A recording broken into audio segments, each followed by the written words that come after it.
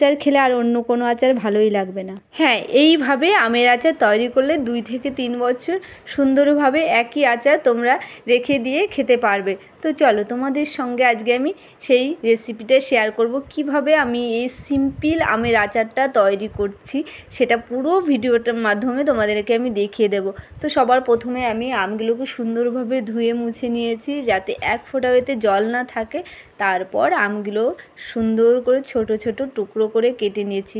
তো তোমরাও যদি এইরকম আমের আচার বানাতে চাও তো আমার এই রেসিপিটা অবশ্যই ফলো করবে। আমি কোনো মশলা দেব না, সিম্পল আমের আচার তৈরি করব।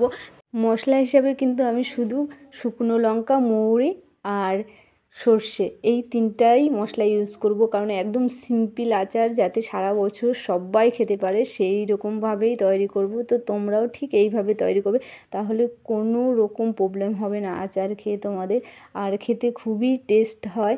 একবার অবশ্যই সবাই বাড়িতে এইভাবে বানানোর চেষ্টা করবে। আর দেখো, এইগুলোকে আমি পুরো গুঁড়ো করে এগুলোর সঙ্গে মিক্সড করে নিচ্ছি। আর এদিকে তেল গরম করে নিয়েছি আর ফোড়ন দিয়ে দিয়েছি শুকনো লঙ্কা আর মৌরি দিয়েই ফোড়ন দিয়েছি। তো একদম সিম্পল মশলা, যারা একদম মশলা খেতে পারো না তাদের জন্যই কিন্তু এই আচারটা। সবাই কিন্তু একটু ট্রাই করবে, আর এটা কোনো রকম ঝামেলা ছাড়াই বানাতে পারবে সবাই। দেখো, এটা আমি মশলাটা একটু মেখে নিয়ে গরম তেলটা একদম ঢেলে দিলাম।